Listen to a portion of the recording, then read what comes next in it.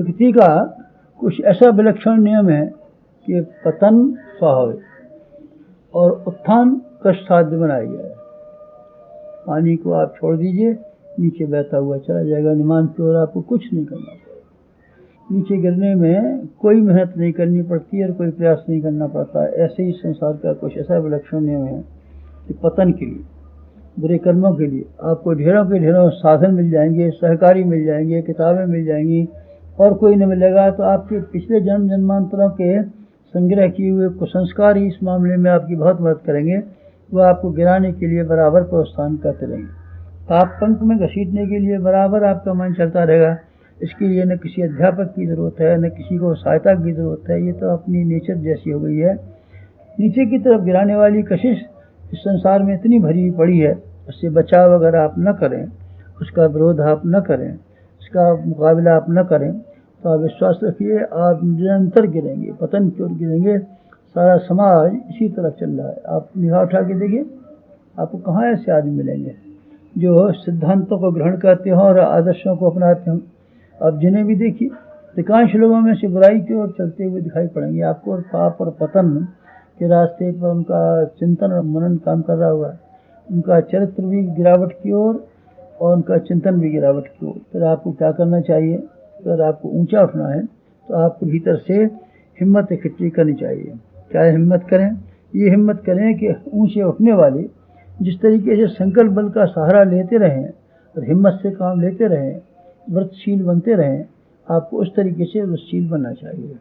देखा है ना आपने, जब ज़मीन पर से ऊपर चढ़ना होता है तो जीने का इंतजाम करते हैं, सीढ़ी का इंतजाम करते हैं, तब मुश्किल से धीरे धीरे चढ़ते हैं। गिरने में क्या देर लगती? अंतरिक्ष से उल्काएँ अपने आप गिरती रहती हैं ज़मीन की ओर, और रॉकेट अगर फेंकने पड़ते हैं तब तो आपने देखा है ना, करोड़ों अरबों रुपया खर्च करते हैं तब एक रॉकेट का ऊपर अंतरिक्ष में उछलना संभव होता है। तो क्या करना चाहिए? आपको यही करना पड़ेगा ना। 84 लाख योनियों में भटकते हुए जो कुसंस्कार ढेरों के ढेरों इकट्ठे कर लिए हैं, अब इन कुसंस्कारों के खिलाफ बगावत शुरू कर दीजिए। कैसे करें? अपने को मजबूत बनाइए। अगर मजबूत नहीं बनाएंगे तब फिर आपके पुराने कुसंस्कार फिर आ जाए। मन को समझाएं, बस जरा सी देर को समझ जाएगा, फिर इसी रास्ते पर जाएगा। तो क्या करना चाहिए? संकल्प शक्ति का विकास करना चाहिए। संकल्प शक्ति किसे कहते हैं? संकल्प शक्ति उसे कहते हैं जिसमें कि ये फैसला कर लिया जाता है कि हम ये तो करना ही है, ये तो हर हाथ में करना है, करेंगे या मरेंगे। इस तरीके से संकल्प अगर आप किसी बात का कर लें तो आप विश्वास रखिए फिर आपका जो मानसिक निश्चय है वो आपको आगे बढ़ा देगा।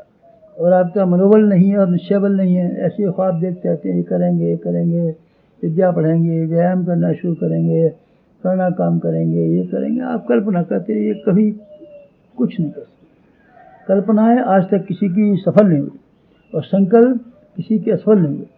इसीलिए आपको संकल्प शक्ति का सहारा लेने के लिए व्रतशील बनना चाहिए। आप व्रतशील बने।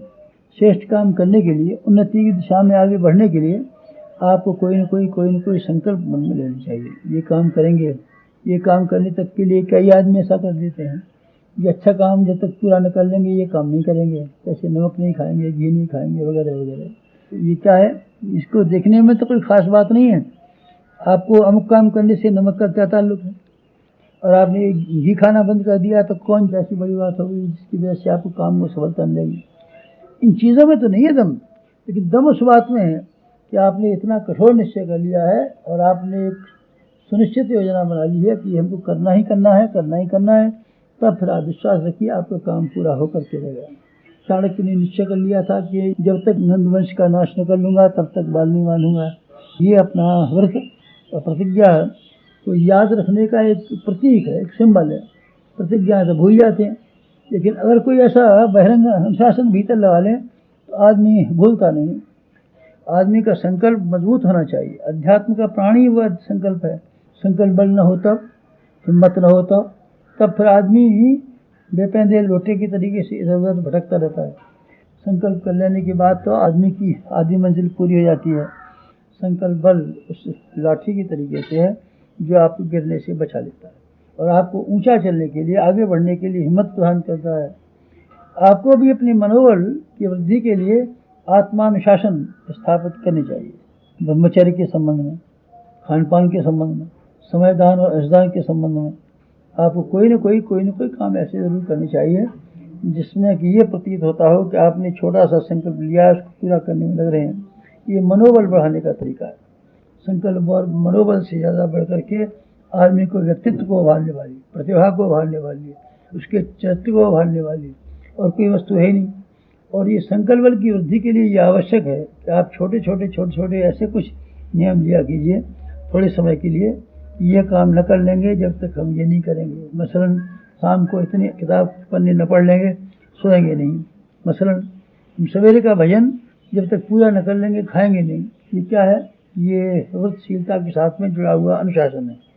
व्रत और संकल्प आदमी की जिंदगी के लिए बहुत बड़ी कीमती वस्तु है। आप ऐसे ही किया कीजिए। समाप्त।